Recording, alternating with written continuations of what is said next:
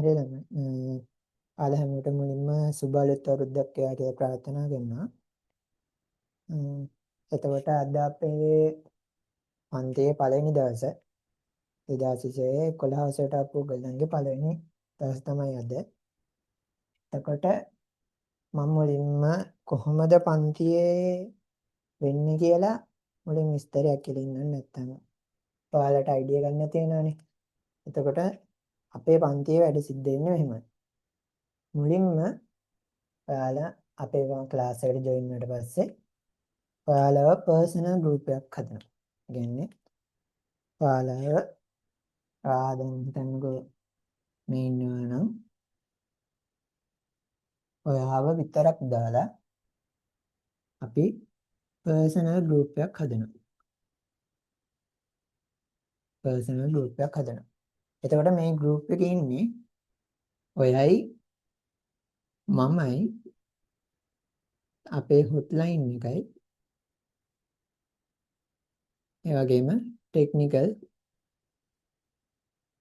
Support කරන කෙනෙකුයි තමයි ඉන්නේ. එතකොට මේ ගෲප් එක ඇවිල්ලා ඔයාටම කියලා හදන ඔයාට වෙන ස්ටුඩන්ට් ID එකක් දීලා ඒ විදිහට තමයි යන්නේ. එතකොට ඉස්සරහට එන ඔයගලන් ක්ලාස් එකේ ලින්ක් එක ඊට පස්සේ රෙකෝඩින් මේ හැමදේම වැටෙන්නේ මේ ගෲප් එකට. ඒ වගේම ඔයගොල්ලෝ ඔයා එදිනෙදා වැඩ කටයුතු කරාද කියන එක පවා අපි චෙක් කරන්නේ මෙන්න මේ ගෲප් එක හරහා.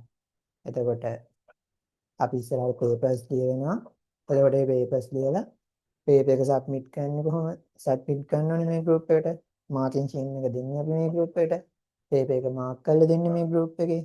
ඔයාගේ මොනවාරි ප්‍රශ්න තියෙනවා ප්‍රශ්න අහන්න පුළුවන් මේ ගෲප් එකේදී. හරිද?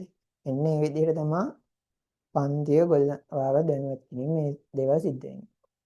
ඊළඟ දේ තමයි දැන් ඔයාලා ඉන්නේ 11 වසරනේ.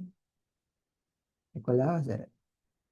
එතකොට 2026 O level තියෙනවා දෙසැම්බර් වල.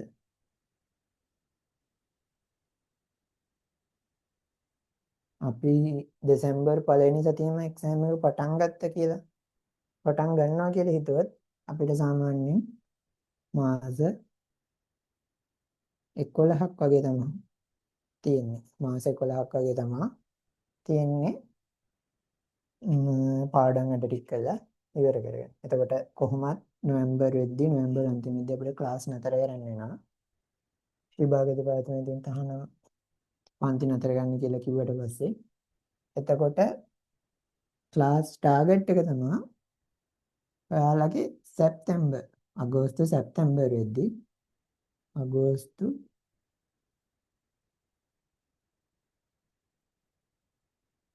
සැප්තැම්බර් වෙද්දී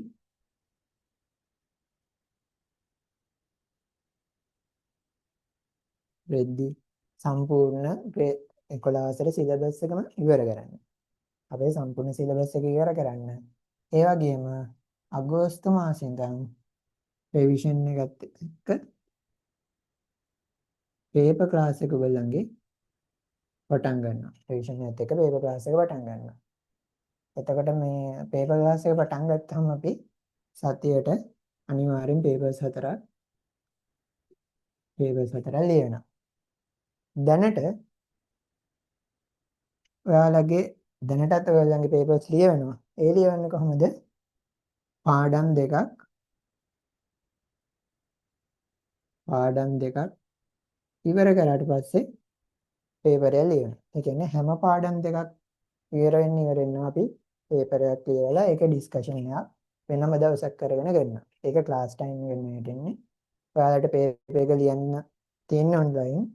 හැබැයි පේපර් එක ලියන්න ඕනේ කැමරාව ඔන් කරගෙන අපේ ඉන්ස්ට්‍රක්ටින් කවුරු හරි මම හරි වෙන අපේ ඉන්ස්ට්‍රක්ටින් ටීම් එකේ කෙනෙක් හරි ඒකට ජොයින් වෙනවා සෙෂන් එකට. එතකොට ඒ ජොයින් වුණාට පස්සේ කැමරාව ඔන් කරගෙන අපි පේපර් එක දෙන්නේ ඒ වෙලාවට Zoom chat එකට.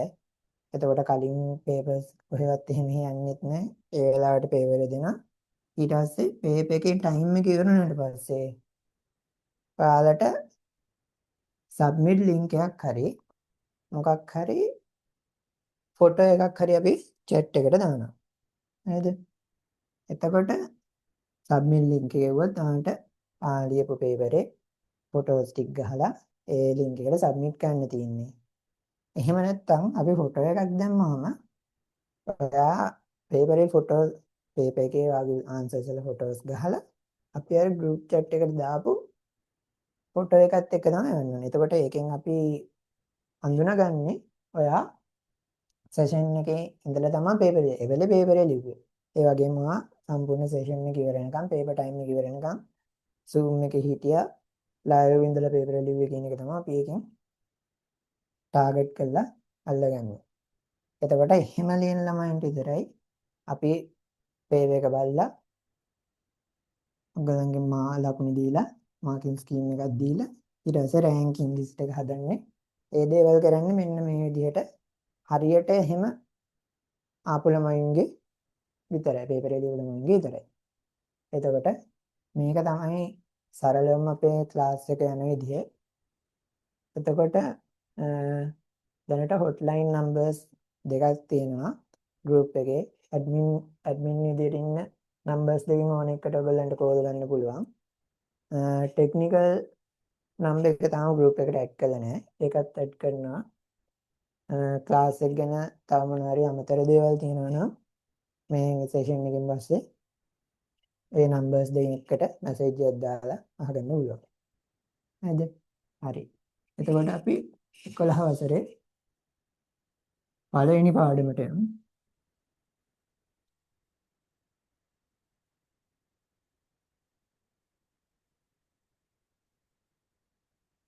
අපේ පාඩමේ මාතෘකාව ඇවිල්ලා ජීවි පටක.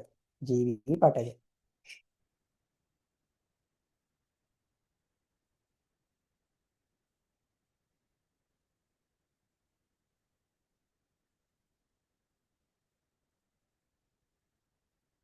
ජීවි පටක. නේද? එතකොට ළමයි අපි මේ ජීවි පටක වලට යන්න කලින් අපි දන්නා අපි 10 වසරේදී ඉගෙන ගත්තා ලාක්ෂණික ලක්ෂණ පාඩමේදී අපේ සංවිධාන මට්ටමක් තියෙනවා. ඒ කියන්නේ සංවිධාන මට්ටම දුරාවලියක් තියෙනවා කියලා අපි ඉගෙන ගත්තා. එතකොට මොකක්ද මේ සංවිධාන මට්ටම් දුරාවලිය? කොහොමද පටන් ගන්නේ? මොකෙන්ද මුලින්ම පටන් ගන්නේ? අපි දන්න මුලින්ම පටන් ගන්නේ සෛලයෙන්. එතකොට මේ සෛල කිහිපයක් එකතු වෙලා තමයි පටකයක් හැදෙන්නේ.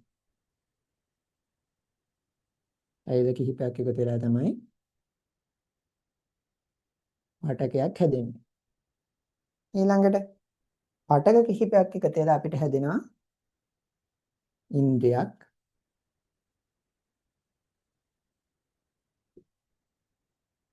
එහෙම නැත්නම් අවයවයක් කියලා කියන්න පුළුවන්. එතකොට ඊළඟට මේ වගේ ඉන්ද්‍රිය කිහිපයක් එකතු වෙලා අපිට එනවා පද්ධතිය.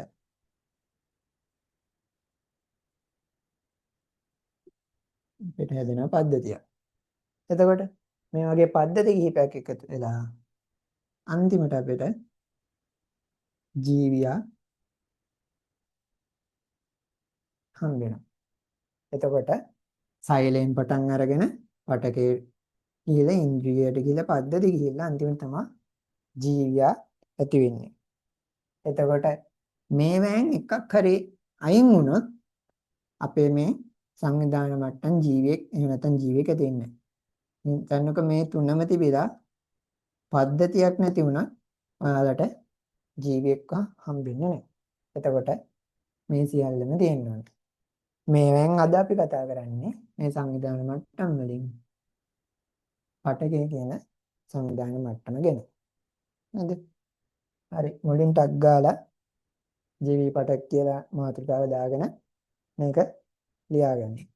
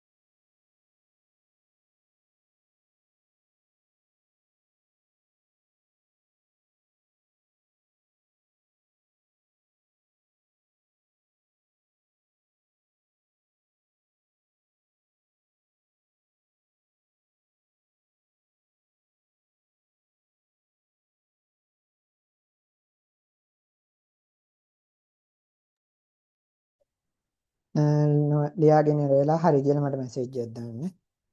හරි. එතකොට දැන් අපි මුලින්ම ජීවි පට කියන්නේ මොනවද කියලා ඊට පස්සේ අපි සංවිධාන මට්ටම් ටික බලාගත්තා. ඊළඟට අනුමාත්‍රිකාවක් දාගන්න පටක කියලා. අනුමාත්‍රිකාවක් දාගන්න පටක කියලා.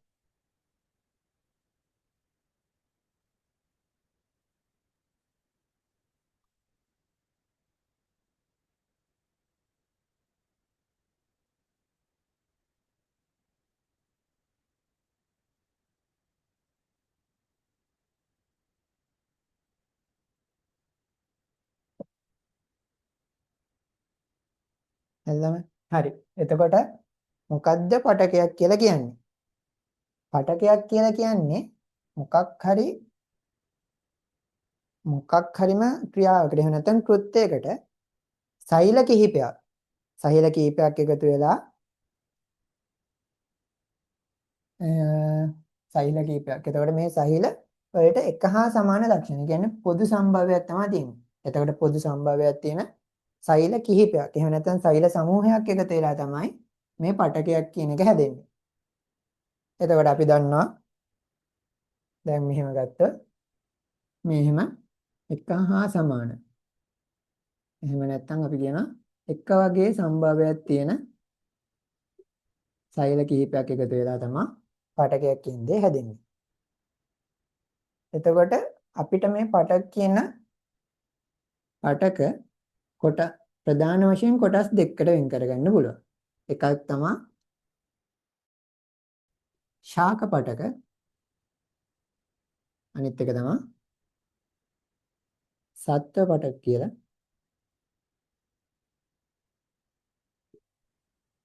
කියලා කියන්නේ. එතකොට අපි දන්නවා පටකයක් කියන්නේ මොකක් හරි එක කෘත්‍යයකට මොකක් හරි නිශ්චිත එක කෘත්‍යයකට ඉටු කරන්න ඒ හා සමාන එහෙම නැත්නම් එකම සම්භාවිතාවයක් තියෙන සෛල සමූහයක් එකතු වෙලා සෑදෙන එකට තමයි අපි පටකයක් කියලා කියන්නේ.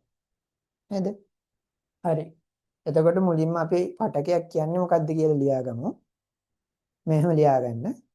ජීවි දේහයක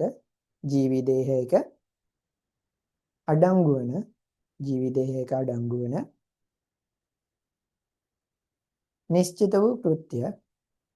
නිශ්චිත වූ කෘත්‍ය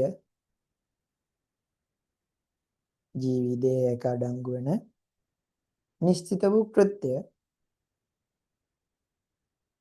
ඉටු කිරීම සඳහා සැකසුණු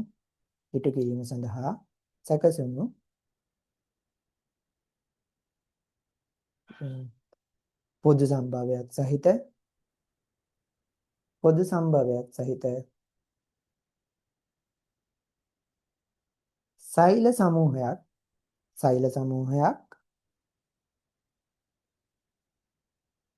සෛල සමූහයක්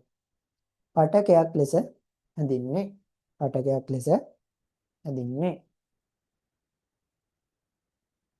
එතකොට බලන්න අපි පටකයක් කියන එක පැහැදිලි කරද්දී ප්‍රධාන වශයෙන් පොයින්ට්ස් 3ක් ගැන කතා කරනවා.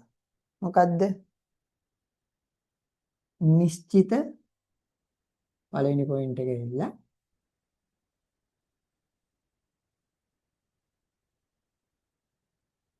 නිශ්චිත කෘත්‍ය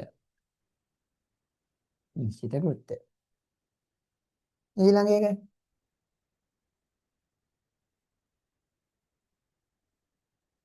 පොදු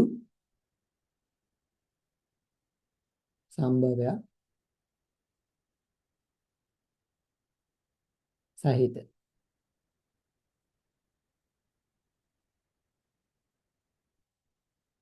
ඊළඟ එක සෛල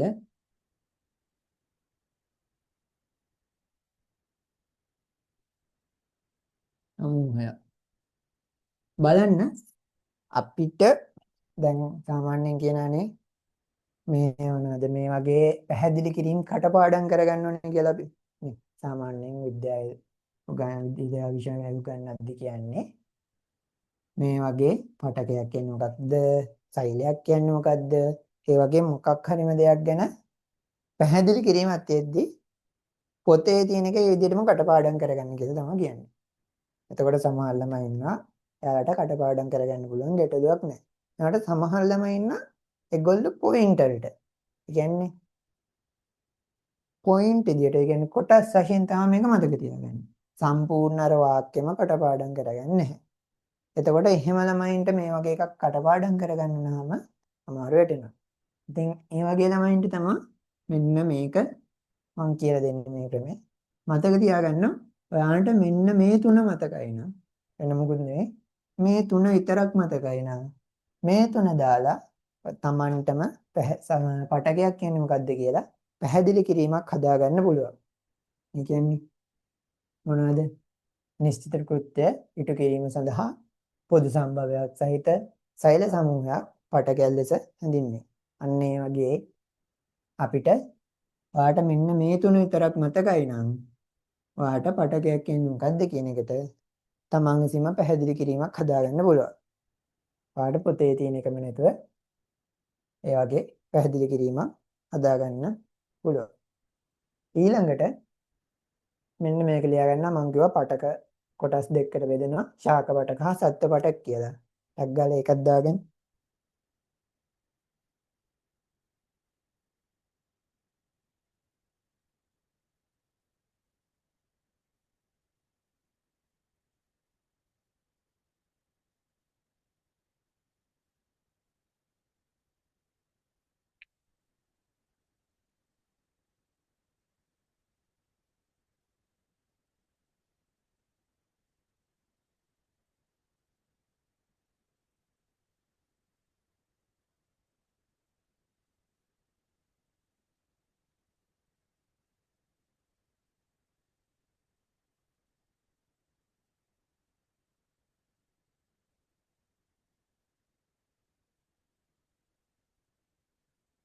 මේක ලියාගන්න ගමන් අහගන්න ලියලා ඉවරලා හරි කියලා මට කියන්න Zoom chat එකේදී. මොකද්ද අපි දන්නා එක එක විදිහේ සෛල තියෙනවා නේද? එක එක විදිහේ සෛල වර්ග තියෙනවා. එතකොට මේ එක එක විදිහේ සෛල තියෙද්දි ඒ සෛල වලින් මොකද කරන්නේ? එක එක විදිහේ මෙන්න මේ පටක නිර්මාණය කරනවා. එතකොට අපි දන්නවා එක සෛලකින් කරන කෘත්‍යේ තවත් සෛලකින් කරන්නේ නැහැ.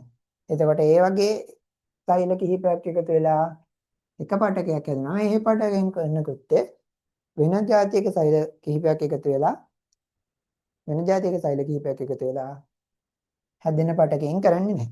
එතකොට පටක එකිනෙකට වෙනස් කියලා අපිට කියන්න පුළුවන්.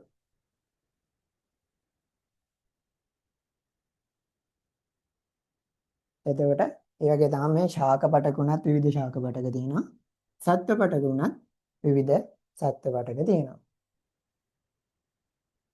ඊළඟට අනුමාත්‍රිකාව දාගන්න ශාක පටක කියලා.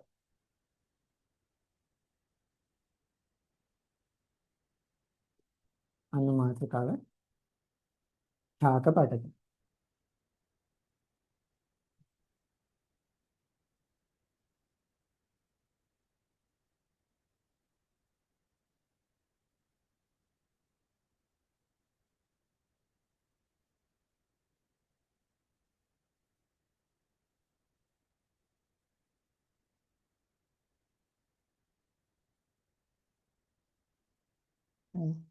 හරි. දැන් මං කියවනේ ශාක පටක වල උනත් විවිධ වර්ගයේ ශාක පටක තියෙනවා කියලා. අපි දැන් මේක පොඩ්ඩක් ඇත්තද කියලා බලන්න යන්නේ. ඒකට අපි ක්‍රියාකාරකමක් කරනවා. එතකොට මේ ක්‍රියාකාරකම කරන්න අපිට මෙන්න මේ දේවල් ඕන වෙනවා. මොනවද? අවශ්‍ය ද්‍රව්‍ය විදියට බුලත් පත්‍රයක යටි අපිචර්මීය සිවියක්. ඒ කියන්නේ බුලත් කොලයක බුලත් පත්‍රයක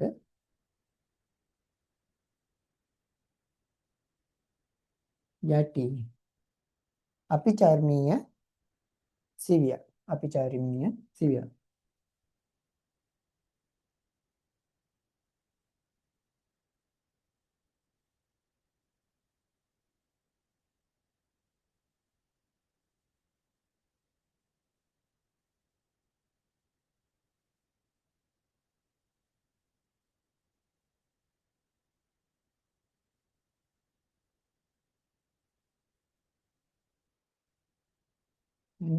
පළවෙනි එක තමයි බුලත් පත්‍රයක යටි අපිචාරිමීය සිවිය.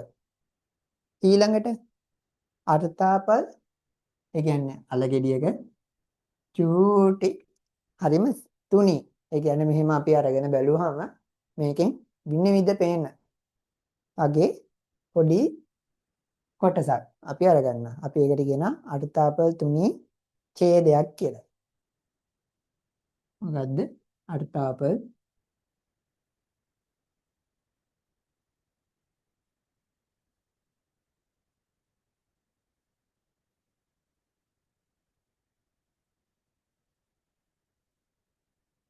අර්ථාපල් තුනි ඡේදයක්. නේද? ඊට පස්සේ අපි හිතමුකෝ කූඩලු වගේ. මොකද පොතේ දීලා තියෙන කූඩලු. එතකොට කූඩලු වගේ ශාකයක කූඩලු වගේ ශාකයක කන්ද තියෙනවනේ. ඒ කන්දේ පොඩි හරිම තුනි හරස් කඩක්. එතකොට මේ අපි දැන් මං කියවනේ දැන් අල ගෙඩියක තුනි ඡේදයක් අර්ථාපල් ගෙඩියක තුනි ඡේදයක් කියලා. එතකොට ඒකේ විනිවිද පේනවා වගේ අපි මේක කන්දයක ගන්න තුනි හරස් කඩක් හරිම තුනි වෙනවනේ. නිකන් හරිය නිකන් මෙන්න මේ අන්දල පෙන්වන්නටත් වැඩිය තුනි වෙන්න ඕනේ. මොකද අපි මේක ආලෝකාන්වීක්ෂයක් යටතේ තියලානේ බලන්න යන්නේ. එතකොට ආලෝකාන්වීක්ෂයක් යටතේ තියද්දී මේවා හරි තුනි වෙන්න ඕනේ. මේක හරහා ආලෝකය දැන් මෙන්න මෙහෙම ගත්තාම දැන් මේක අර්ථාපල් තුනි ඡේදය කියලා හිතන්නකෝ. අපි දැන් දන්නවා ආලෝකාන්වීක්ෂයේ මෙහෙම යටින් තමයි මේකට ආලෝකය දෙන්නේ. එතකොට මේ ආලෝකයට මේක හරහා ගමන් කරන්න පුළුවන් වෙන්න ඕනේ. අන්න ඒ තරම් තුනි වෙන්න ඕනේ අපි මේ ගන්න ඡේදය. එතකොට ඒ වගේම කූඩළු වෙන ශාකයක කන්දේ අපි ගන්න හරස් කඩත් මේ විදිහටම ආලෝකයේ ගමන් කරන්න පුළුවන් වෙන ගන්නට තුනි වෙන්න ඕනේ. එතකොට අපිට ඊළඟට අවශ්‍ය වෙන දේ තමයි කූඩළු වැනි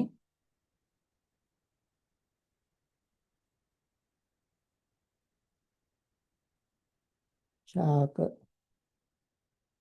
කන්දක තුනි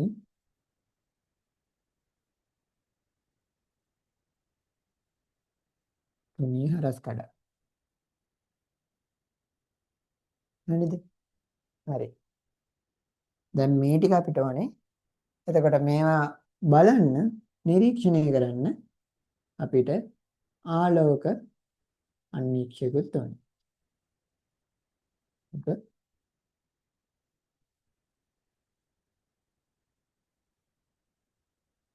ආලෝක අන්වීක්ෂයක් ඕනේ. එතකොට මේවා තමයි අපිට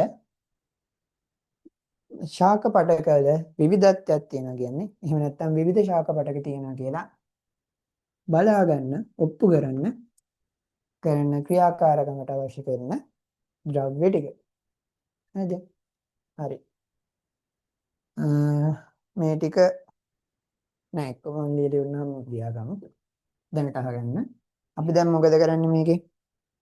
අපි දැන් කරන්නේ මේ එකින් එක අරගෙන මොනවද හදාගන්නේ? කදා හදා ගන්නවා. හරිද? දැන් කදාවක් හදා ගන්නවා කියලා කියන්නේ මේ වගේ පොඩි එකක් නේ. කදාවක් කියලා කියන්නේ අපි ආලෝකාන්වීක්ෂයේ තියන්න බලන්න පාවිතා කරන මේකට තමයි අපි කඳාවක් කියලා කියන්නේ. එතකොට මෙන්න මේ වගේ එක තමයි අපි මෙන්න මේ වගේ කොටසකට තමයි අපි මෙන්න මේ දේවල් හදාගන්නේ. එතකොට මේ වගේ අපි තුනක් හදා ගන්න ඕනේ මේ තුන දාලා. මේ වගේ කඳා තුනක් හදාගන්න ඕනේ. හදාගෙන මම කලින් කිව්වා වගේ මේ ආලෝකණ්ණික්ෂය යටතේ මේ කඳාව තියලා අපි මේක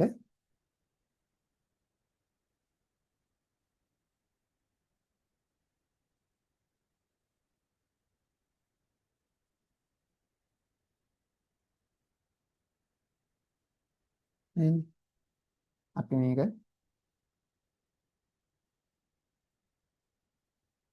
නිරීක්ෂණය කරනවා. හරිනේ. මේ විදිහට අපි මේක නිරීක්ෂණය කරනවා.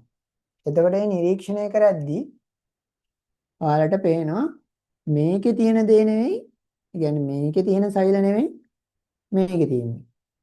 මේකේ තියෙන සෛල නෙවෙයි මේකේ තියෙන්නේ. මේ එකිනෙකට හරිම වෙනස් විදිහේ සෛල කිහිපයක් තමයි අපිට තියෙන්නේ.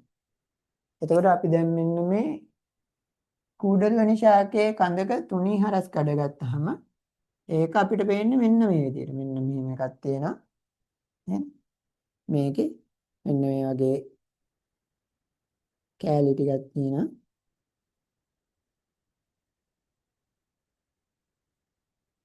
අන්න වගේ. ඊට පස්සේ මේක මැද අන්න ඔය විදිහට මෙන්න මේ වගේ ගත්තාම අපිට මෙන්න මේ කන්දක තුනී හරස් කඩ ගත්තාම අපිට දකින්න ලැබෙන්නේ. හරිද? හැබැයි අපි අර්ථාපල තුනී ඡේදයක් ගත්තාම ඒකේ අපිට දකින්න පුළුවන්. දැන් මම මේක අපි ගත්තොත් මේක මෙන්න මේ වගේ තියෙනවා.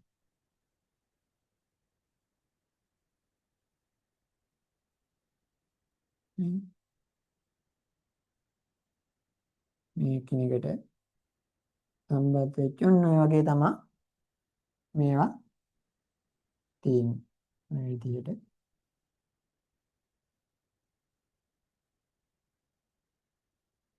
ඔන්නෝම තමයි තියෙන්නේ. නේද? එතකොට බලන්න මේකේ අතර ලොකු වෙනසක් තියෙනවනේ. එක හා සමාන නැහැ. මෙන්න මේ නිසා අපිට කියන්න පුළුවන් බය නැතුව මොකද්ද? ශාක පටකවල විවිධ පටක වර්ග තියෙනවා කියලා. ඒකට හොඳම උදාහරණය තමයි එහෙම නැත්නම් ක්‍රියාකාරකම තමයි මේක. එතකොට පාට කවදාරි පේපර් එකට ගොඩක් දුරට වාර විභාගෙට මේක නම් අහන්නේ. ඕලේ පේපර් එකට නම් අහන්නේ. විවිධ පටක තිබෙන බව ඔප්පු කිරීමට කරන පරීක්ෂණයක් එහෙම නැත්නම් කරන ක්‍රියාකාරකමක් කියන්නේ කියලා වුවත් ඔයාලට ලියන්න තියෙන මෙන්න මේ ක්‍රියාකාරකම. මේක තේරුණාද? මොකද කරන්නේ? මේ ටික අරගෙන අපි මේ වගේ එකින් එක දාලා කඳාවක් හදා ගන්නවා. හදාගෙන ආලෝකණ්ණික්ෂයර්ථයේ එකින් එක බලනවා. ඒ බැලුවම අපිට මේ එකින් එකක වෙනස්කම් පේනවා. ඒ වෙනස්කම් නිසා අපිට කියන්න පුළුවන් මේකේ විවිධ ශාක පටක තියෙනවා කියලා. හරි. ක්‍රියාකාරකම කියලා දාගෙන ක්‍රියාකාරකම කියලා ලියා ගන්න ශාක පටක ක්‍රියාකාරකම විවිධ ශාක පටක ඇති බව කියලා දාලා මොකද්ද ක්‍රියාකාරකම විවිධ ශාක පටක ඇති බව කියලා දාගෙන ටග් ගාලා මේක ලියාගන්න. මේක ලියාගෙන ඔයාලා දැන් මම කියවනේ කොහොමද අපි මේකේ ක්‍රමය කියලා කරන ක්‍රමය කිව්වනේ. ඒ කරන ක්‍රමය ඔයාලා තනියෙන් ලියලා. මම හිතනවා මතක තියෙනවනේ දැන් කියලා වැඩි වෙලාවක් ගියේ නෑ. ඒ ක්‍රමය ඔයාලා තනියෙන් ලියලා ෆොටෝ එකක් ගහලා එක්ක zoom chat එකට දාන්න පුළුවන්. එහෙම නැත්නම් WhatsApp එකේ අපේ group එකට දාන්න පුළුවන්. එහෙම නැත්නම් WhatsApp එකේ මට personally දාන්න පුළුවන්. ඔයාලට විනාඩි මේ ඔක්කොම කරන්න විනාඩි 5ක් දෙන්න. නේද? ටක් ගාලා කරන්න.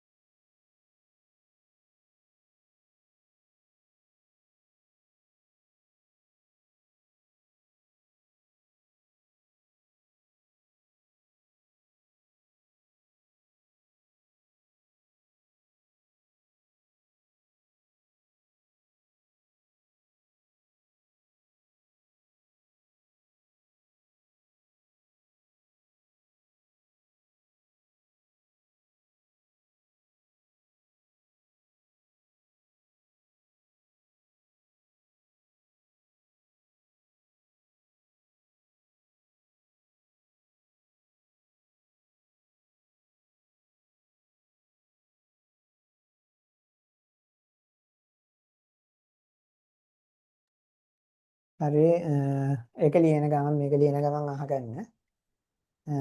දැන් මේ සතියේ ගොල්ලන්ට ටියුට් එක දුන්නේ.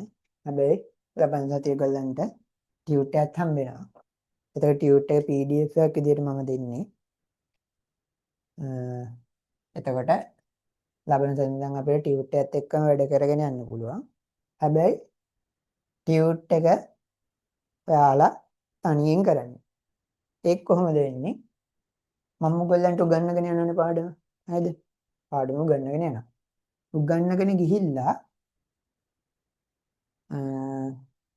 දැන් හිතමු දැන් අපි මෙතන කතා කරානේ කොහොමද පටකයක් කියන්නේ මොකක්ද කියලා කතා කරා. සංවිධාන ධූරාවලි මට්ටම් කතා කරා. ඊට පස්සේ ශාක පටක වල විවිධ ශාක පටක තියෙන්නේ කොහොමද කියලා අපි බලාගත්තා. බලාගන්න කරන ක්‍රියාකාරකම ගැන කතා කරා. දැන් ඔන්න ඔය ටික මම උගන්වගෙන ඔයාලට පොතේ නෝට් එකක් ලියවනනේ. ඒ ඔක්කොම කරාට පස්සේ වාගේ ටියුට් එකේ ඉන්නේ ප්‍රශ්න වශයෙන්. ඒ කියන්නේ ටියුට් එකේ තියෙන තනිකර ප්‍රශ්න විදියට. ඒ කියන්නේ මම මේ ටියුට් එක ඔයගලන්ට දෙන්නේ. O level විභාගයේ කිට්ටු වෙද්දී මෙච්චර මේ අතරංග නෝට් ඔයගලන්ට පාඩම් කරන්න වෙලාවක් නැහැනේ. ඇත්ත කතාව ඒක. බලන්නේ මම O level කරන කාලේ වුණත් මට වුණත් අර අපි තියරි පන්තියේ කරපු නෝට් එක සම්පූර්ණයෙන් A to Z බලා ගන්න කොහෙත්ම වෙලාවක් ඉතුරු වෙන්නේ නැහැ. මොකද විද්‍යාව විතර නෙවෙයි තව සබ්ජෙක්ට් එකක් අපිට පාඩම් කරගන්න තියෙනවානේ. එතකොට O level කිට්ටු වෙද්දී ඔයාට මේකට අවශ්‍ය කරන ෂෝට් නෝට් එක. ඒ කියන්නේ විභාගයට ඊම කියලා. වාගේ එහෙම නැත්නම් වාර විභාගයට අහන්නම පුළුවන් කියලා ප්‍රශ්න. ඊට පස්සේ O level වලට ඊම කියලා හිතෙන තැන් වලින් තමයි ඒ ටියුට් එක ප්‍රශ්න දාලා හදන්නේ. එතකොට ඔයා මොකද්ද කරන්න ඕනේ? මම දැන් මේ පාඩම ඉගෙනුවාට පස්සේ මම කියනවා එක තැනකදී ටියුට් එක අරගෙන මෙන්න මේ ප්‍රශ්න අංක ඉඳන් මෙන්න මේ ප්‍රශ්න අංක වෙනකන් ටක් ගාලා ලියන්න. එතකොට ඒ වෙලාවේ උගන්වපු ටිකෙන් තමයි මම කියන්නේ ටික ලියන්න කියලා. එතකොට ඔයගොල්ලෝ මොකද්ද කරන්න ඕනේ? ආයෙ පොත බලාගෙන ඒක අනිත් පැත්තට ලියන එක නෙවෙයි ටියුට් එකේ. ඔයගොල්ලෝ මොකද්ද කරන්න ඕනේ? මුලින්ම පැන්සලක් අරගෙන ඔයගොල්ලන්ගේ මතකින් ඒ ටියුට් එකේ උත්තර ටික ලියනවා. ඒ මං කියව හිතමු මම 1 ඉඳන් 5 වෙනකම් ප්‍රශ්න වලට උත්තර ලියන්න කිව්වා කියලා. හරි එතකොට ආයෙ 1 ඉඳන් 5 වෙනකම් මේ ප්‍රශ්න ටිකට මං උගන්වපු දේ මේ මතකෙන් උත්තර ටික ලියනවා.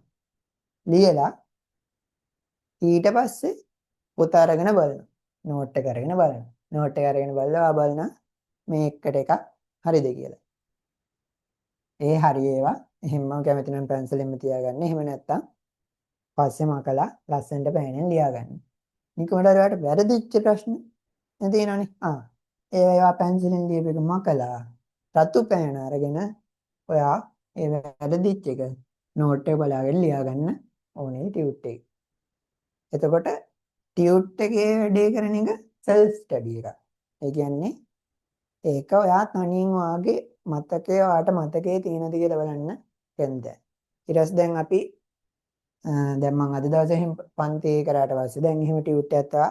එදා දවසේ පන්තියේ මං කියන කොටස් ටික කරාට පස්සේ සමහර වෙලාවට අපිට පන්තියේ සම්පූර්ණ ටියුට් එකේම තියෙන ප්‍රශ්න ඒකට අදාළ ටියුට් එකේ තියෙන ප්‍රශ්න ටික කරන්න බැරි වෙනවා. එතකොට ආ මොකද්ද කරන්න ඕනේ? මං පන්තිය වල කරාට පස්සේ එදා ඒ කරපු කොටසට අදාළ ඉතුරු ප්‍රශ්න ටිකත් කළා. ඊළඟට දැන් අද සිකුරාදා දෙවෙනිදනේ. හරිද? එතකොට ඊළඟ සිකුරාදා වැටෙන්නේ 9 වෙනිදානේ. ඊළඟ සිකුරාදා වැටෙන්නේ 9 වෙනිදා. එතකොට මේක අතර අපිට 3 4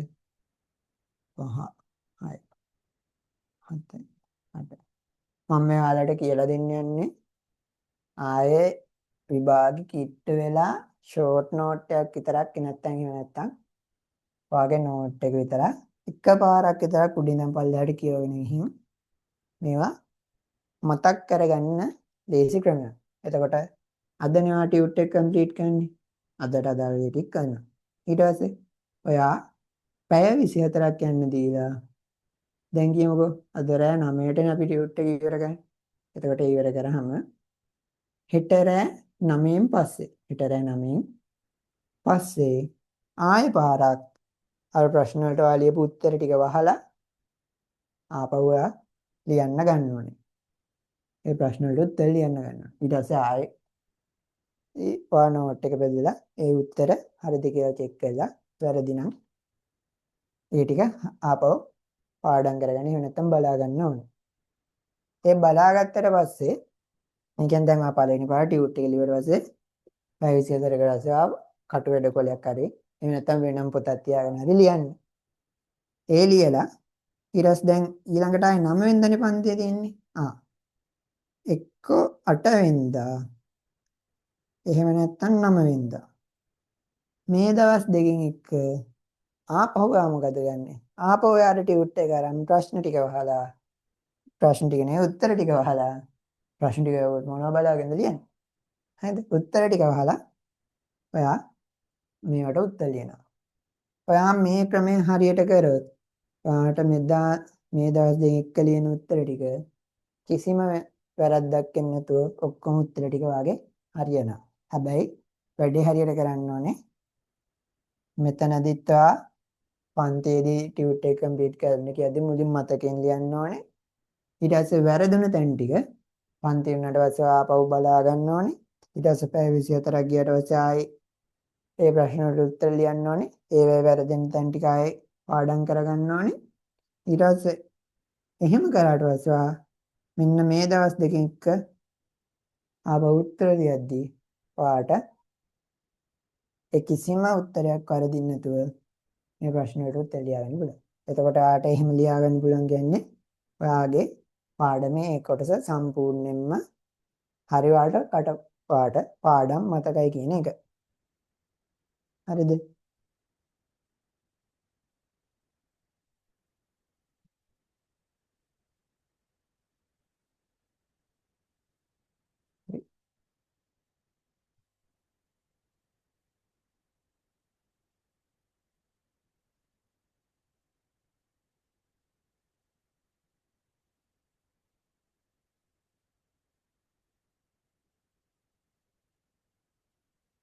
ඉක්මනට ලියලා ඉවරලා මට ෆොටෝ එකක් ගහලා එවන්න ළමයි.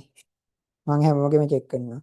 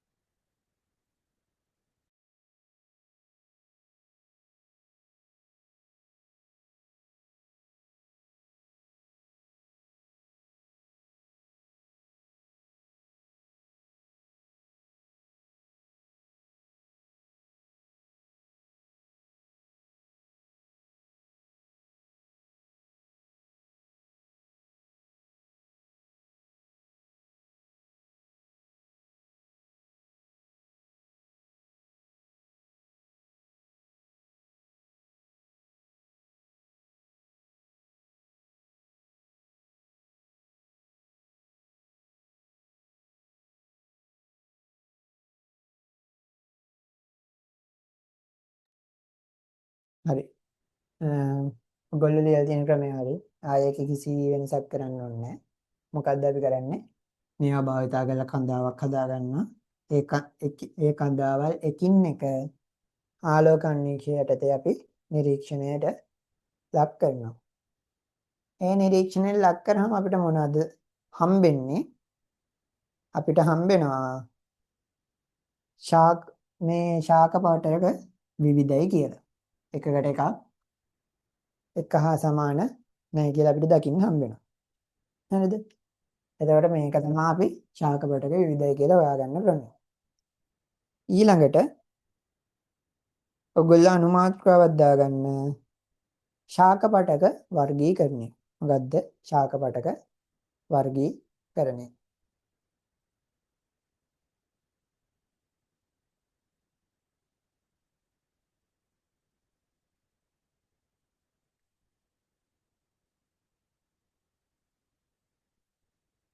ඊළඟ මාතෘකාව ශාක පාටක වර්ගීකරණය.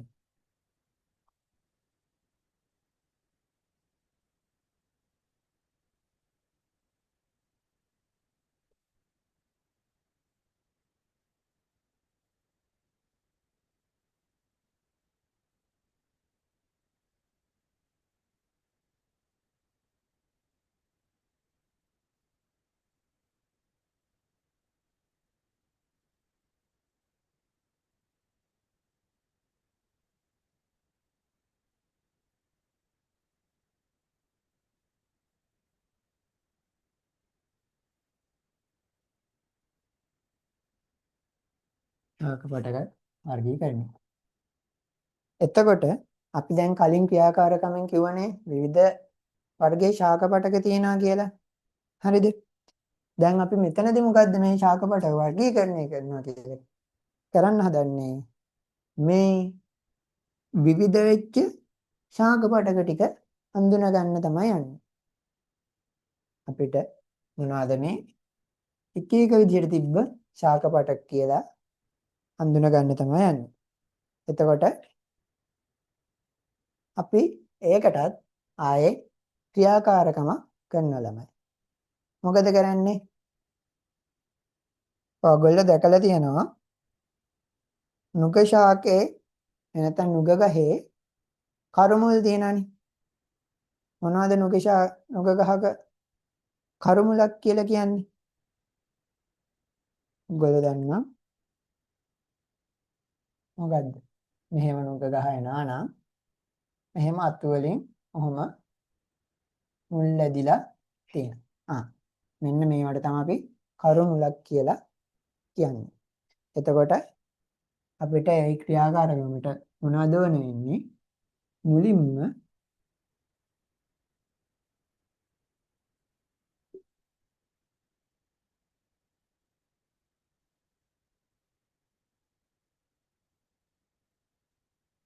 නුග ශාකේ කරු තරුණේ කරු මුලක්. නුග ශාකේ කරු මුලක් ඕනේ. ඊළඟට වැටකෙයිය කොහොමද තියෙන්නේ? වැටකෙයිය ඔහොම කඳ තියෙනවා. මේකේ මෙන්න මේ විදිහට මුල් තියෙන ඔයගොල්ලෝ දැකලා ඇති. මෙන්න මේ මුල අපිට ඕන වෙනවා. අපි ඒකට කියනවා කෛරු මුලක් කියලා. එතකොට අපිට ඊළඟට ඕන වෙනවා මොනවද?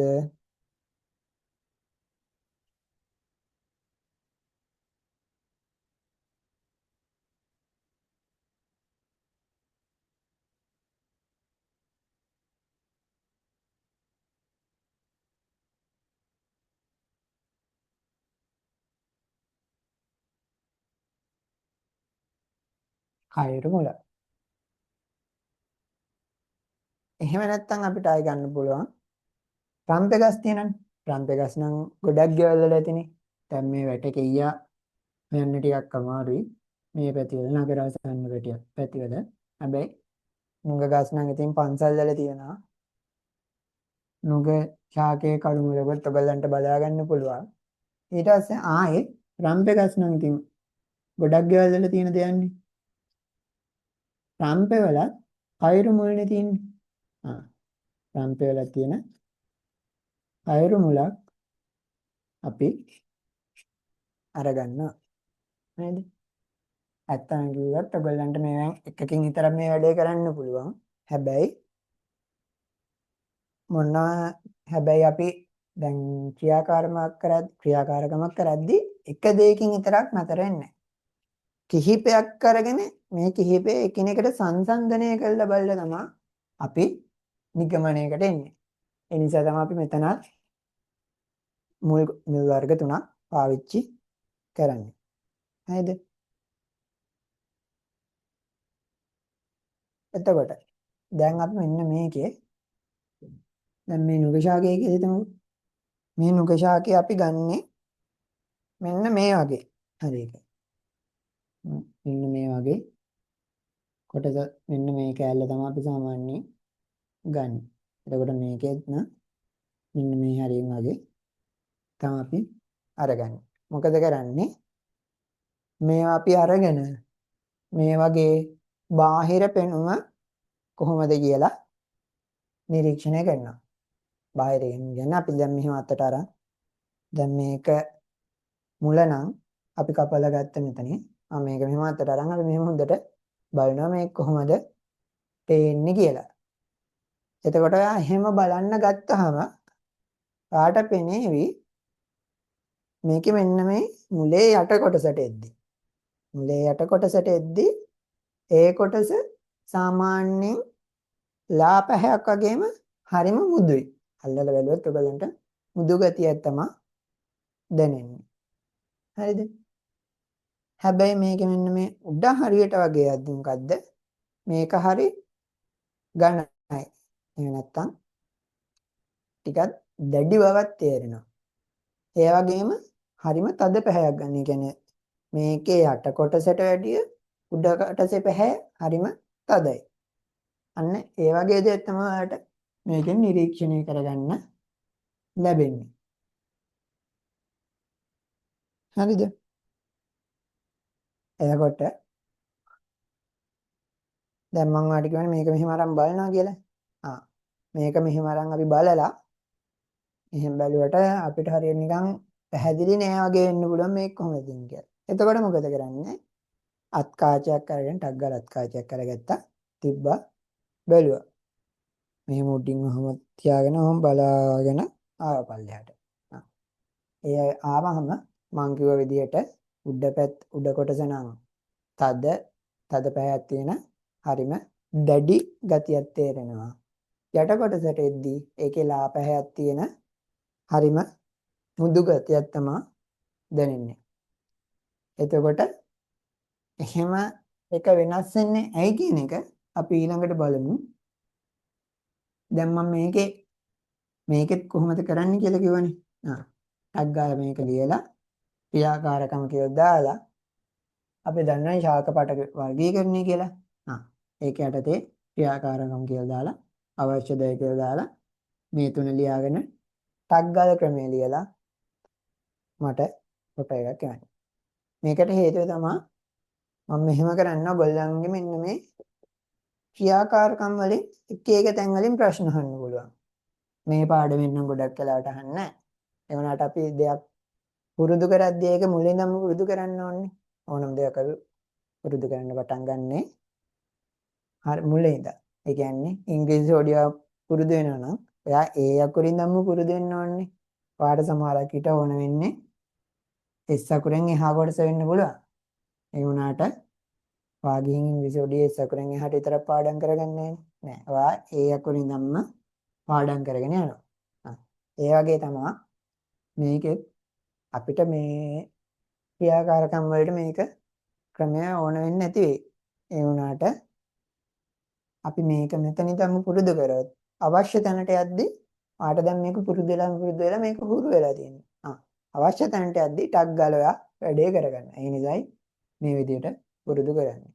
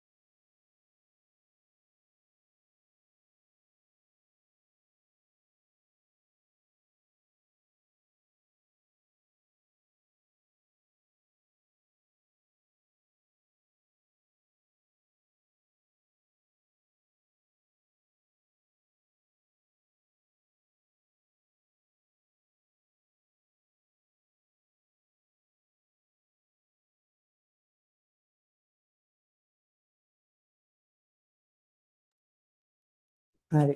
හරි වාදී. ඔයාලා ළමයි දාලා තියෙන ක්‍රමය හරි. එතකොට අපි දැන් බලමු ඔයගොල්ලෝ මොකද්ද මේ කාචයෙන් නිරීක්ෂණය කරාට පස්සේ දකින්නේ කියන එක.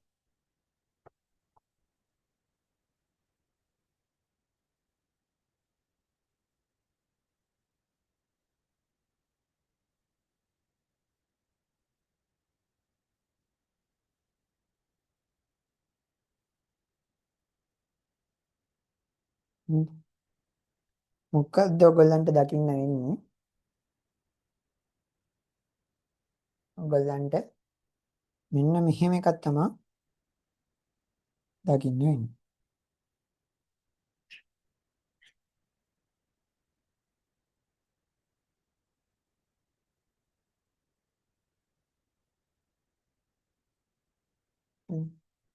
කොහොමද?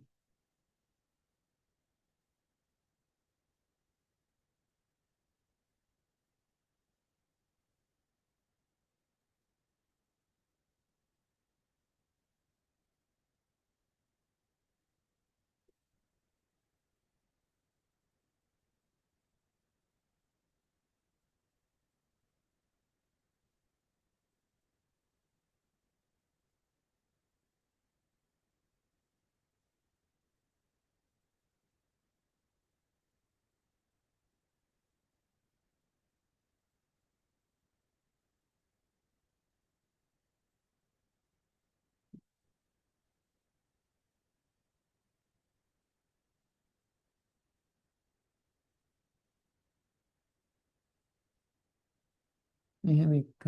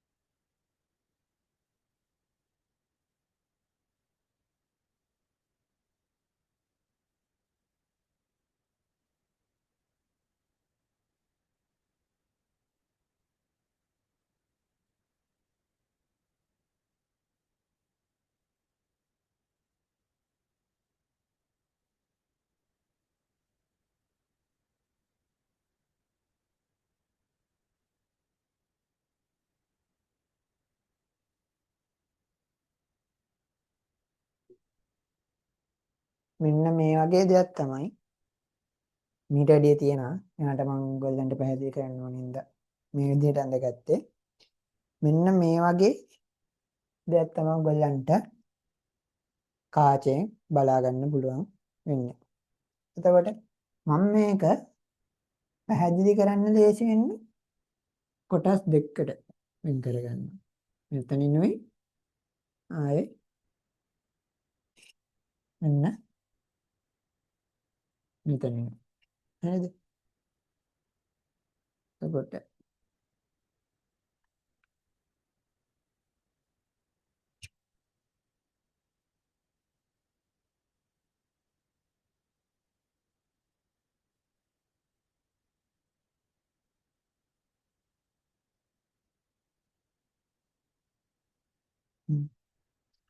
මේ විදිහට මේක වෙන් කරගන්න. එතකොට මේක මම මෙතන B B' කියලා A' කියලා දාගන්නවා. දැන් ඔයාලට මේකෙන් මොකද වෙන්නේ?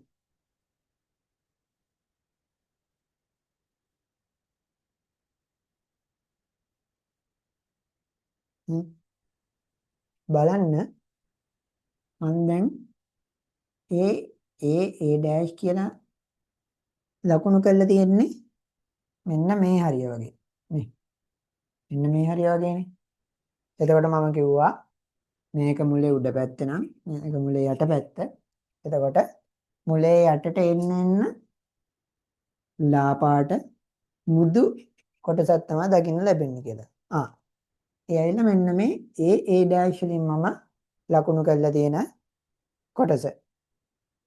එතකොට මෙන්න මේ සෛල මොනවද වෙන්නේ?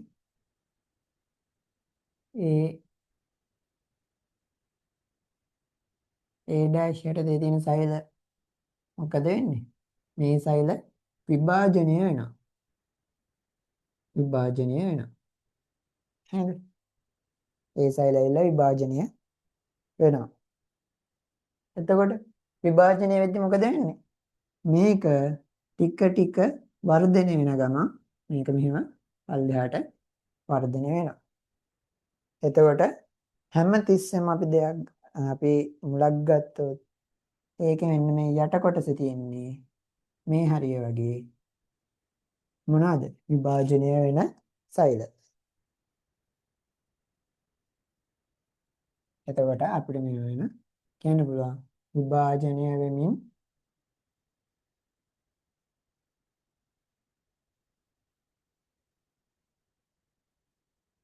නිරන්තරයෙන්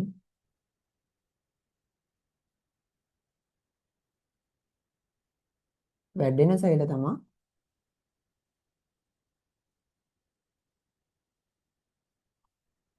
මේ A' කියන කොටස තියෙන්නේ. ඒ වගේම මේවා ලා පැහැයක් තමයි ගන්න.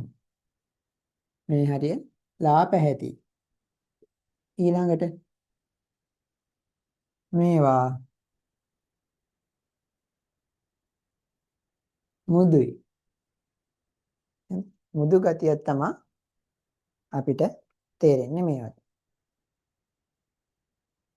එතකොට දැන් මම ওই ටික හරි. දැන් මම A' කියද්දි ඔයගොල්ලන්ට ඊළඟට ප්‍රශ්නයක් එන්න පුළුවන්. සර් මෙන්න මේ මෙතන තියෙන මෙන්න මේ කප් එක වගේ කෑල්ලත් මෙන්න මේ A' කියන කණේටමද වැටෙන්නේ කියලා. නෑ. ඒක ඇවිල්ලා මෙන්න මේ මුලේ ආරක්ෂා කරගන්න ශාකවල තියෙන කොපුවක් වගේ. දැන් අපි පෑනක් ගත්තොත් දැන් මේක ගත්තොත් මේක අපි මෙතන ආරක්ෂා කරගන්න මෙහෙම කොපුවක් දාලා වහනවානේ. ඒ වගේ මෙතනත් මේ මුල ආරක්ෂා කරගන්න ශාකෙන් දාලා තියෙන කොපුවක්. අපි ඒකට කියනවා මූලාශ්‍ර කොපුව කියලා. මූලාශ්‍ර කොපුව කියලා කියනවා. මූලාශ්‍රයෙන් සමන්න මූලාග්‍ර කොපුව කියලා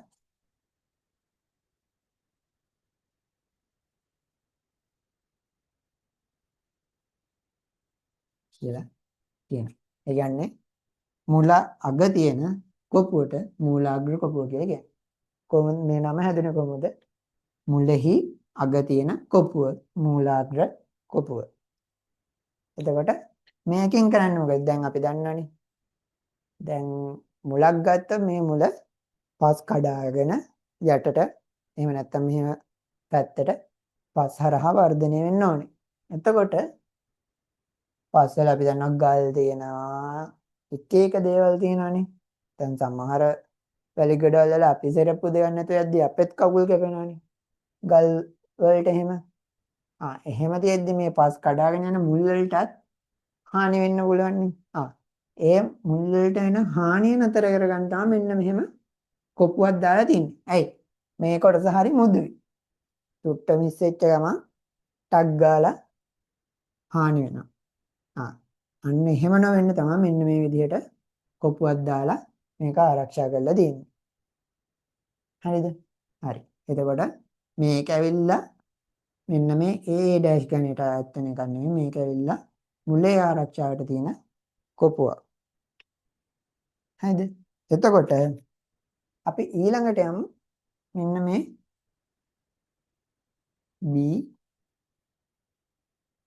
B කියන කොටසට. ඒ කියන්නේ මෙන්න මේ කොටස. ඒ කොටසට ගියාම ඔයගොල්ලන්ට පේන්න ඕනේ මෙතන මේ සෛල වර්ග කිහිපයක් තියෙනනේ. බලන්න. මෙන්න මේ වෙයි තියෙන ටිකම මෙහෙම මේ සුදු පාටට දැන් මම ඇඳපු රූපේ සුදු පාටට තියෙනවා. හරිද? ඊට පස්සේ මේ තව නිල් පාටට මොකක් හරි එකක් තියෙනවා. යසාය රතු පාටට තව එකක් තියෙනවා. එතකොට එක එක සෛල වර්ග කිහිපයක්ම අපිට මෙන්න මේ B ගණයේ තැනදී බලා ගන්න පුළුවන්. හරිද? එතකොට අපි දැන් මේ A කියන කොටසත් එක්ක බලමු B කියන කොටසේ වෙනසක් පේනවානේ. නේ? මේකට සාපේක්ෂව මෙතන මේ කොටස ගත්තාම ලොකු අපිට වෙනස් ස්වරූපයක් පෙන්වනවා. හරිද? එතකොට මොකද්ද මේ B ගණේ යටතේ තියෙන්නේ? මෙතනදී එන්නේ මොනවද? විභාජනය නොවන සෛල. විභාජනය නොවන සෛල තමයි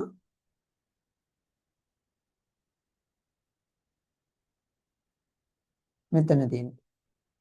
එතකොට මම කියවනේ අර මුලින් මොකද්ද? මුලේ උඩ කොටස හරිම තදයි, තද පහයක් තියෙන්නේ. ඒ වගේම ඒක හරිම දැඩි බවකින් තමයි තියෙන්නේ. එතකොට මේක අපිට කියන්න පුළුවන් තද පැහැති ඒ වගේම දැඩි බවක් පෙන්වනවා. හරිද? හරි. එතකොට සරලවම මෙන්න මේක තමයි කතාව. එතකොට නෑ ඉස්සරහට යන්න කලින් ටක් ගාලා මේක ලියා ගන්නකො. හරිද? මුලින්ම මට තේරුණා කියලා ටක් ගාලා මැසේජ් එකක් දාන්න හැමෝම ටක් ගාලා මැසේජ් එකක් දාන්න Zoom chat එකට තේරුණා කියලා. තේරුන්නේ නැති තැන් තියෙනවා නම් දැන් අහන්න පුළුවන්. ඒ අහන ගමන් එහෙම නැත්නම් තේරුණා කියලා දාන ගමන් ටක් ගාලා මේක ලියා ගන්න.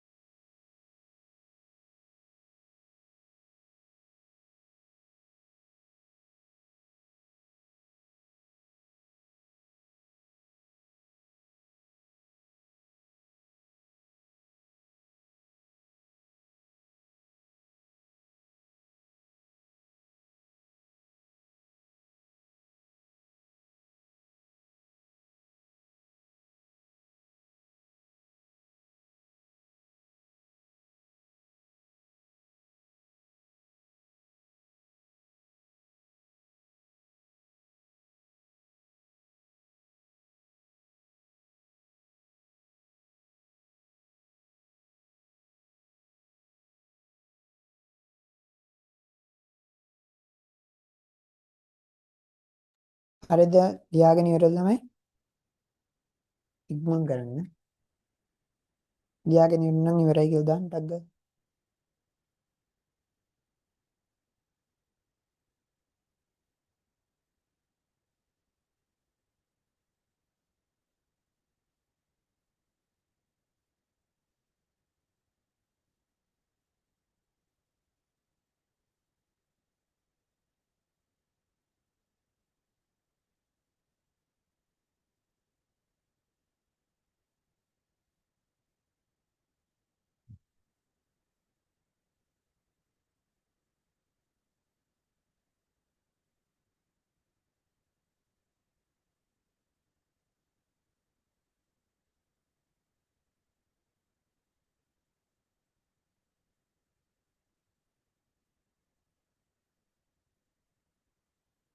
හරිනේ? හරි.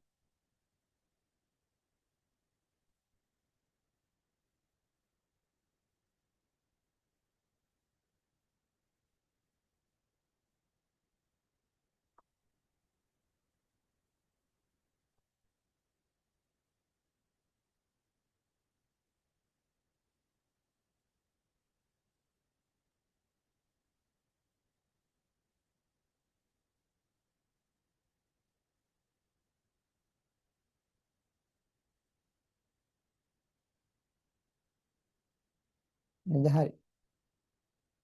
එතකොට දැන් අපි අර ක්‍රියාකාරකමේදී කොහොමද අපිට දකින්න ලැබෙන්නේ කියන එක ඒ ටික කතා කරා.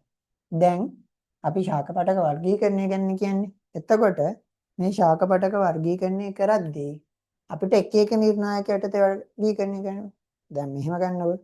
දැන් අපි එක පන්තියක ළමයි ටිකක් ගත්තොත් අපිට මේ ළමයි වර්ග කරද්දී එක එක විදිහට වර්ග කරන්න පුළුවන්. එකක් ඇවිල්ලා ගෑනු පිරිමි කියලා වර්ග කරන්න පුළුවන්. ඊළඟට උස කොට කියලා වර්ග කරන්න පුළුවන්. තමයි ඒ කෙනාගේ උසන්න. මොකද්ද? ගොඩක් උසයි, මධ්‍යම ප්‍රමාණයි, කොටයි, ගොඩක් කොටයි. හරිද? ඒ වගේ අපිට උස කොට පාද උස අණුව වර්ග කරන්න පුළුවන්. ඊළඟට සුදු කළු වගේ වර්ග කරන්න පුළුවන්.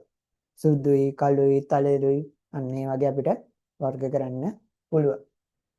ඉතින් ඒ වගේ අපිට මේ ශාක පටක වර්ග කරද්දී නැත්නම් ශාක පටක වර්ගීකරණය කරද්දී මොකද එන්නේ?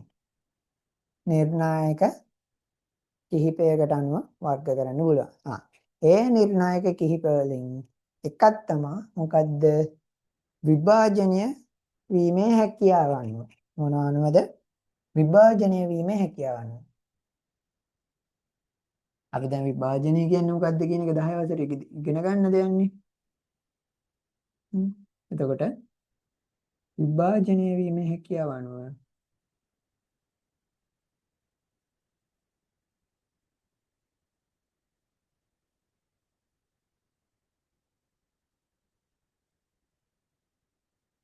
මේ හැකියාව අනුව අපි මේ ශාක පටක වර්ග කරනවා මොනවටද? කොටස් දෙකකට.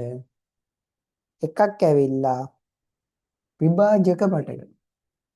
ගද්ද විභාජක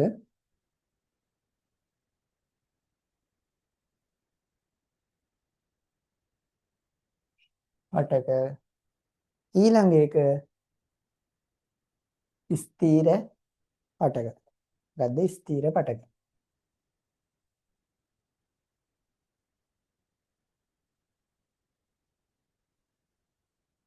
ස්ථීර පටක. එතකොට මෙන්න මේ විදිහට අපිට ප්‍රධාන වශයෙන් කණ්ඩායම් දෙකකට වර්ග කරන්න පුළුවන්. එතකොට දැන් අපි කලින් එකේ කතා කරාම ඒකේ A කියන එක වැටෙන්නේ මොකටද? එන්න මේ විභාජක පටක ගණයට. B කියන එක වැටෙන්නේ මොකද්ද? මෙන්න මේ ස්ථීර පටක කියන ගණයට. හරිද? ටග් ගාලා මේක දාගන්න. මේක දාගෙන අනුමාත්‍රාව ලියා ගන්න විභාජක පටක කියලා.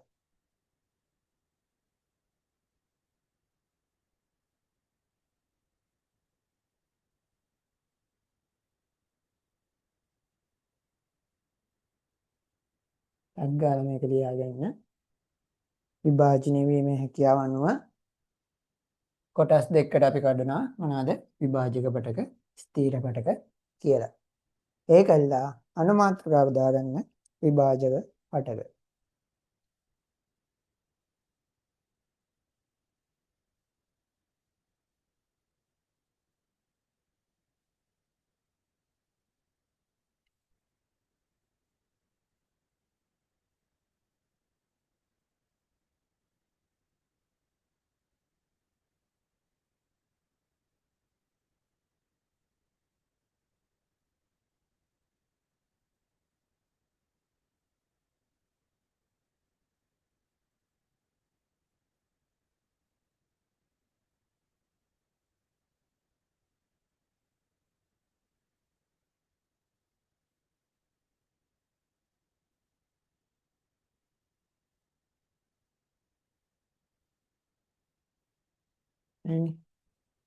මේක ලියත් දාගෙන නැති කියලා හිතනවා.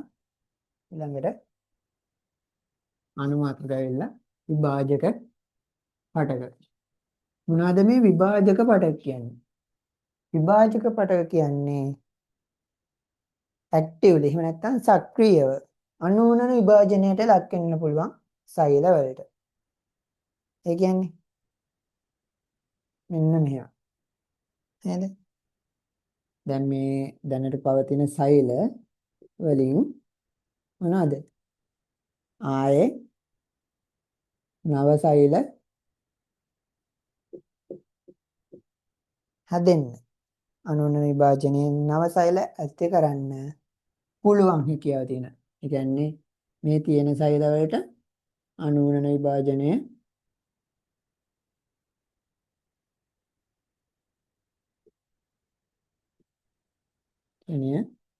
කරන්න පුළුවන් වෙනවා.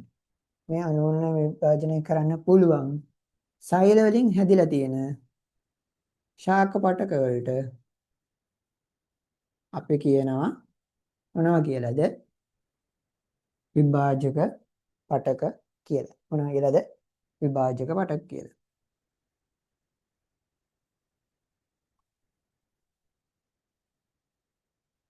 විභාජක පටක කියලා. එතකොට මොනවාද? අනුවනන විභාජනය කරන්න පුළුවන් සෛල. ඒ කියන්නේ අනුවනන විභාජනයට ලක් වෙලා මේ විදිහට අලුතෙන් සෛල නිර්මාණය කරන්න පුළුවන් සෛල වලින් සෑදුන ශාක පටක වලට අපි කියනවා විභාජක පටක කියලා. නේද? එතකොට ළමයි මේ විභාජක පටක වලට හරිද? මොනවද වෙන්නේ? විභාජක පටක වලට මෙන්න මේ වගේ ලක්ෂණ කිහිපයක් තියෙනවා. නේද? ඒ ලක්ෂණ වලට කිහිපයක් ගැන කියද්දී පළවෙනිම දේ තමයි මේ සෛල ඇවිල්ලා ප්‍රමාණයෙන් කුඩයි. සෛල ඇවිල්ලා ප්‍රමාණයෙන් හරිම කුඩයි. මොනවද? ප්‍රමාණයෙන් කුඩයි.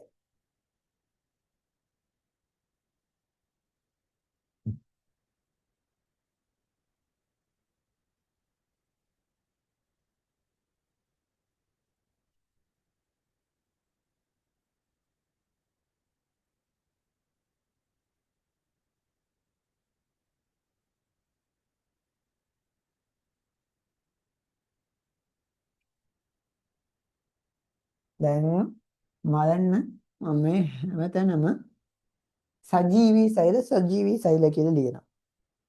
ඇයි ඒ? අජීවී සෛලක් තියනද? ශාකවල. ඔව් ශාකවල අජීවී සෛල තියෙනවා. මොකේද තියෙන්නේ? අපි දන්නවා ශාකවල සෛල බිත්තිය. එහෙම නැත්නම් සෙල් වෝල් එක හැදලා තියෙන්නේ මොනවෙන්ද? අජීවී සෛල වලින්. එහෙම නැත්නම් ඩෙඩ් සෙල් වලින්. හරිද?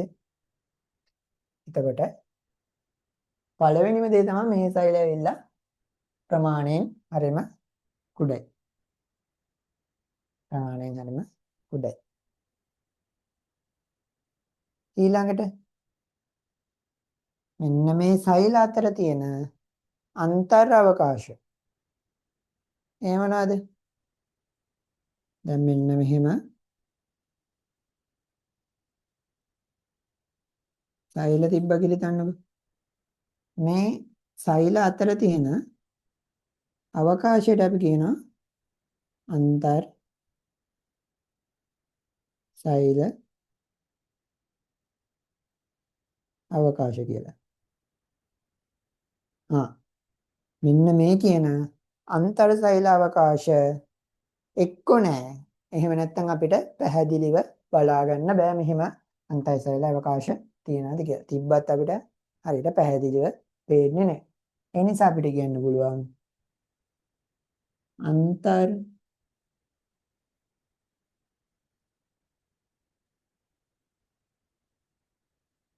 සෛල අවකාශ එක්ක නැහැ. එහෙම නැත්නම් පැහැදිලි නෑ කියලා කියන්න පුළුවන්. හරිද? හරි. ඊළඟට තව ලක්ෂණයක් කියලා තමයි මේ සෛල වලට බලපු ගමන් හොඳට පේන්න, කැපිලා පේන්න න්‍යෂ්ටියක් තියෙනවා. ඒ කියන්නේ දැන් මේක නම් සෛලය. හරිද? මේ සෛලය හොඳට කැපිලා පේන්න මෙන්න මෙහෙම න්‍යෂ්ටියක් තියෙනවා. ඒ කියන්නේ දැන් අපි මෙහෙම බල ආලෝක අන්වීක්ෂයෙන් හරි මොකකින් හරි අන්වීක්ෂයකින් බලද්දී අපිට මෙන්න මේ න්‍යෂ්ටිය බලව ගමන් හොඳට වෙන් වෙලා පැහැදිලිව පේනවා. හරි නිකන්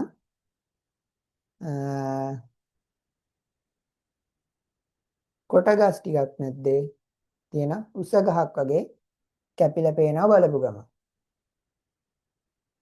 එහෙම මතක තියාගන්න. කොටගස් ටිකක් මැද්ද තියෙන උස ගහක් වගේ කැපිලා පේනවා මොනවද මේ විභාජක සෛල විභාජක පටකවල තියෙන සෛලවල න්‍යෂ්ටිය. එතකොට අපිට කියන්න පුළුවන්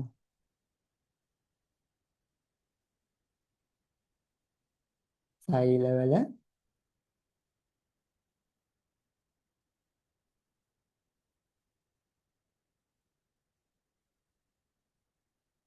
න්‍යෂ්ටිය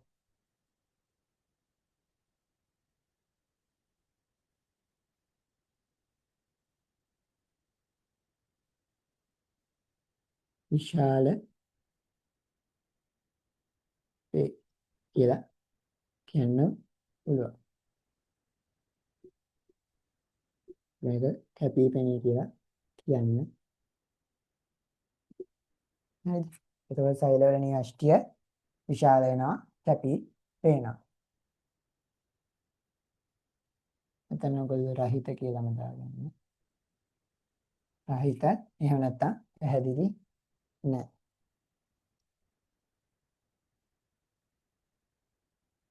ඊට පස්සේ අපි දන්නා සාමාන්‍යයෙන් සෛලවල මෙහෙම විශාල මධ්‍ය රික්තකයක් තියෙනවා. ශාක සෛලවල තියෙනවා. හැබැයි මෙන්න මේ විභාජක සෛලවල මෙහෙම විශාල මධ්‍ය රික්තකයක් නැහැ.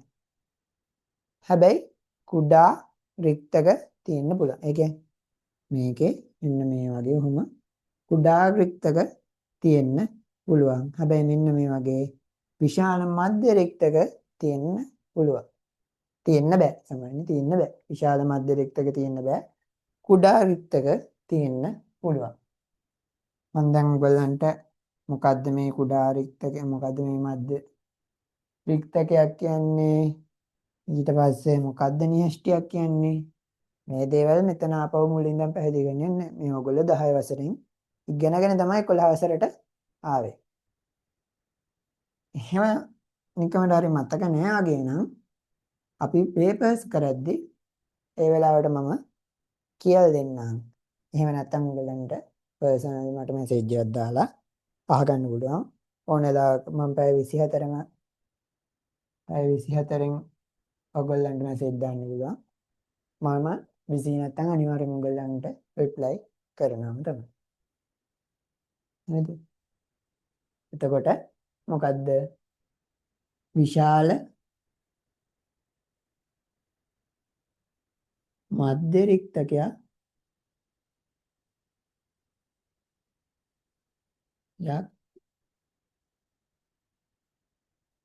නැත. කුඩා රික්තක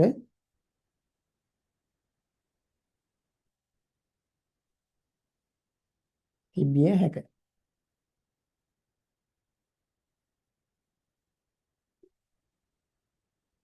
ඊළඟට තව එකක් තමයි අපි දන්නවා සාමාන්‍ය ශාක සෛලයක් ගත්තම ඒවයි හරිත ලව තියෙනවා. මොනවද ප්‍රබල සංශ්ලේෂණය කරන්න හරිත ලව තියෙනවා. මේ හරිත ලව නිසා තමයි ගහකට අපි කොළ පාට එන්නේ. හැබැයි මේ විභාජක සෛලවල මොනවද? හරිත ලව නැහැ. හරිත ලව නැත. හරිද? ඇයි මේ විභාජක සෛලවල ප්‍රධානම කාර්යය තමයි මොකද්ද? ශාකවල වර්ධනය සිදු කරන එක. මේවයි ප්‍රධානම කාර්යය තමයි විභාජක සෛලවල ශාකවල වර්ධනය සිදු කරන එක. ඊළඟට දැන් මේක මේ ශාකවල මොනවද? වර්ධනය සිද්ධ කරන්නේ. වර්ධනය සිද්ධ කරන්නේ විභාජක සෛලවලින්. එතකොට මේවයි එහෙම ක්‍රියාකාරීත්ව වෙන්න නම් එහෙම නැත්නම් මෙහෙම වර්ධනය කරන්න නම් ලොකු ශක්තියක් ඕන කරනවා සෛල වලට. මේ අවශ්‍ය ශක්තිය මේ සෛල වලට ලබා දෙන්න මයිටොකොන්ඩ්‍රියා විශාල සංඛ්‍යාව. ඒ කියන්නේ සාමාන්‍ය සෛලයකට වඩා විශාල සංඛ්‍යාවක් මේ විභාජක සෛල වල පිහිටලා තියෙනවා. ඒ කියන්නේ මොකද්ද? අවශ්‍ය ශක්තිය ලබා දෙන්න මයිටොකොන්ඩ්‍රියා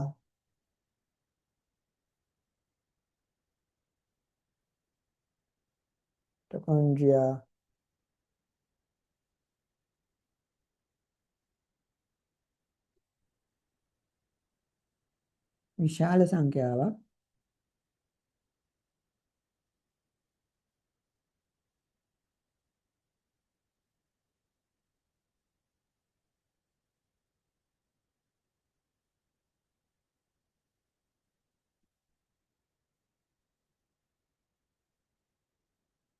හරිද? එතකොට මෙන්න මේ ටික තමයි අපි විභාජක සෛලයක් කියන දේ ගත්තාම එහෙම නැත්නම් විභාජක පටගයක් කියන එක ගත්තාම තියෙන ලක්ෂණ. මේ ඇවිල්ලා විභාජක සෛලයක තියෙන ලක්ෂණ. හරිද? හරි. දැන් අපි විභාජක සෛලයක් කියන්නේ මොකද්ද කියලා දැනගත්තා. අපි හැඳින්වීම කිව්වා මොකද්ද? හැඳින්වීම සක්‍රීය ලෙස නොවන විභාජනයට ලක් වෙන්න පුළුවන් නව සෛල සක්‍රීය විභාජන අනුවන විභාජනයට ලක් වෙන්න පුළුවන්. ලක් එහෙම නැත්නම් මේ අනුවන විභාජනයේ ලක් වෙලා මේ විදිහට සෛල නිපදවන්න පුළුවන් හැකියාව තියෙන සෛල වලින් සෑදෙන ශාක පටක වලට අපි කියනවා විභාජක පටක කියලා. හරි. නෝට් එක ලියාගමු. මුලින්ම අපි ලියාගමු විභාජක පටක කියන්නේ මොකක්ද කියන එක. ඔයාලට ෂෝට් ෆෝම් එකක් මතක තියාගන්න ඕන නම් මෙන්න මේ කොටස මම දැන් පැහැදිලි කිරීම කරාට පස්සේ ලියා ගන්න පුළුවන්. පැහැදිලි කිරීම කිව්වට පස්සේ ලියා ගන්න සක්‍රීය ලෙස සක්‍රීය ලෙස සක්‍රීය ලෙස අනුවනන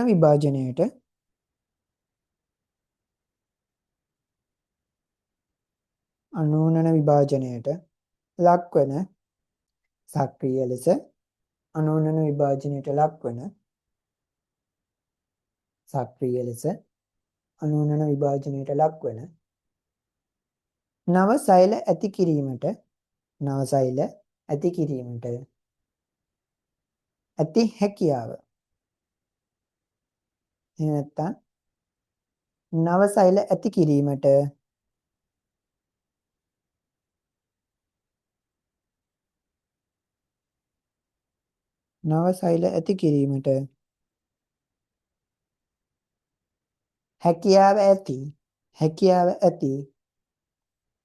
හැකියාව ඇති සෛල වලින් සෛල වලින් සෑදෙන පටක සෑදෙන ශාක පටක සෑදෙන ශාක පටක සෑදෙන ශාක පටක විභාජක පටක ලෙස හැඳින්වේ. සෑදෙන ශාක පටක විභාජක පටක ලෙස හැඳින්වේ. ආයට මේක ඕනනම් ටග් ගාලා දාගන්න.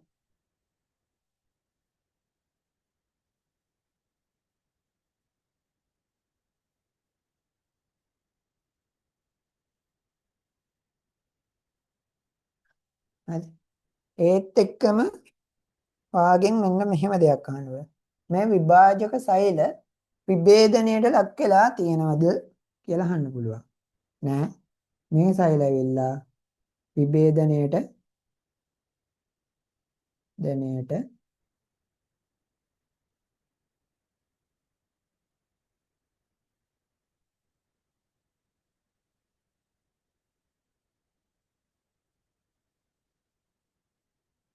ලක්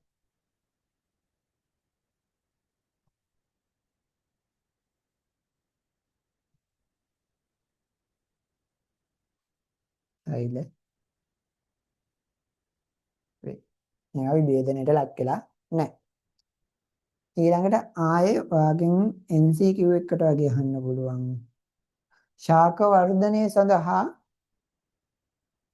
ක්‍රියාකාරී වෙන පටක මොනවද කියලා. ඒ ඇවිල්ලා මොනවද? මෙන්න මේ විභාජක පටක. මොනවද? ශාකවල වර්ධනය සිදුවන්නේ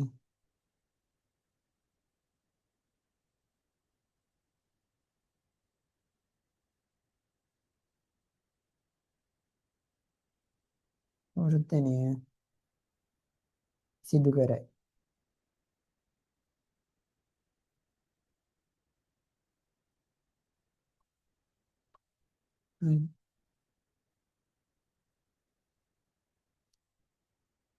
මේක ලියාගෙන නැති කියලා හිතනවා. ඊළඟට ටග් ගාලා මේ දෙකක් දාගන්න. ඒ දෙක දාගෙන විභාජක පටකවල ලක්ෂණ කියලා විභාජක පටකවල ලක්ෂණ කියලා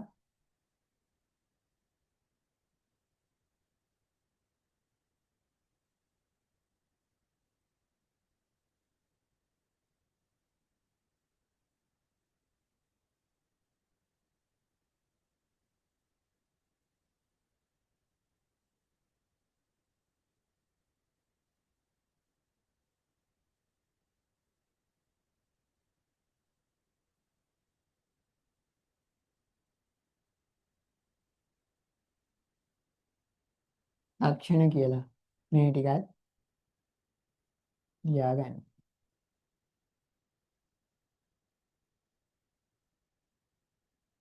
මේක ලියලා තමයි මේක ලියාගන්න. හරි.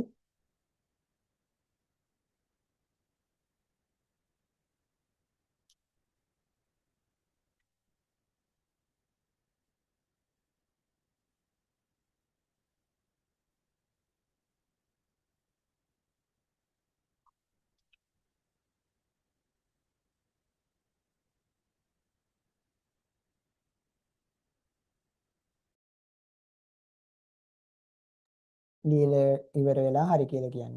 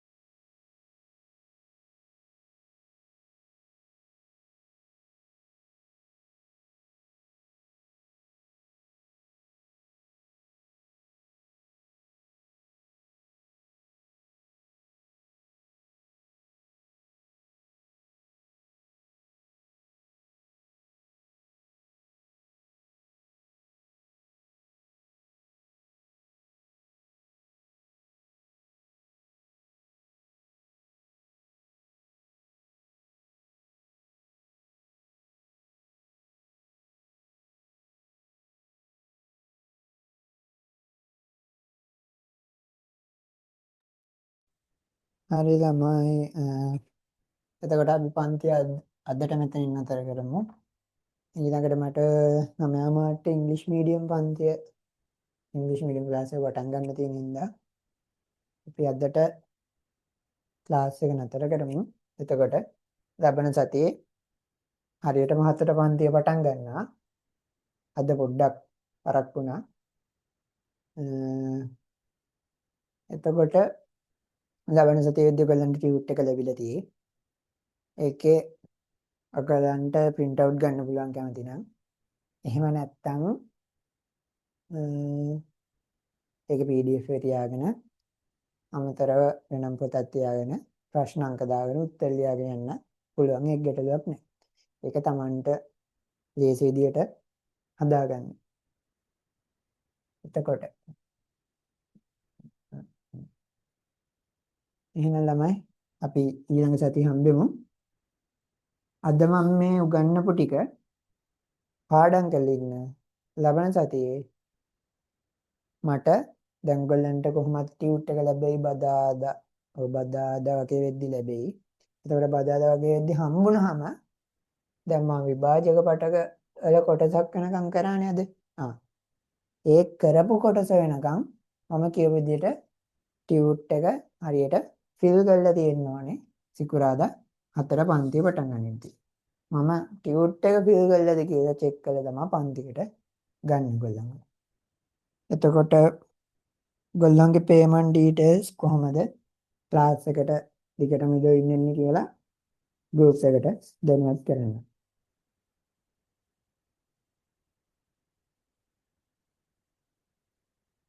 ඊළඟට තව දෙයක් තමයි ඔයගොල්ලන්ගේ දැන් 10 වසර ඉවරයි කියන්නේ ඔයගොල්ලන්ගේ O level කාලෙන් අවුරුද්දකින් සම්පූර්ණ අවුරුද්දක්ම ගිහිල්ලා තියෙන්නේ.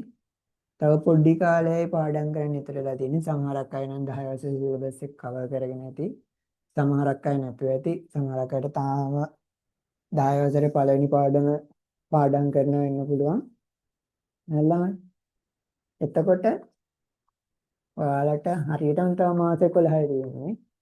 ඒ නිසා අද මේ අලුත් අවුරුද්දේ අද ඉඳන් හරියට වැඩ කරනවා කියලා හිතාගෙන වැඩ කරන්න පටන් ගන්න. ඔයාලා A9ක් දාගෙන ගොඩ ගියොත් ඒක Tamanටම තමයි. ඒක මටවත් අම්මලා තාත්තලාටවත් කාටවත් නෙමෙයි. ඒක ඔයාලටමයි. මොකද O level ෆේල් වෙනවා කියන්නේ එහෙම නැත්නම් O level වල අඩුම ප්‍රධාන විෂයන් 5ට C5ක් නැහැ කියන්නේ. ඔයාලට ඉස්සරහ ජීවිතේ අමාරු වෙනවා. මොකද දැන් ලංකාවේ තියෙන තත්ත්වෙත් එක්ක අධ්‍යාපනයේට මුල් තැන දීලා වැඩ සිද්ධ වෙන්න යන පාටක් තමයි අපිට පේන්න තියෙන්නේ. ඉස්සර නම් අපි ඉගෙන ගන්න බැරි නම් Tamanට පුළුවන් පැත්තෙන් යන්න කියලා. දැන් තියෙන ලංකාවේ ආර්ථිකයත් එක්ක Tamanට පුළුවන් පැත්තෙන් යන්න කියන්න අපිට බෑ. එහෙම යන්න පුළුවන් ළමයි ඇති.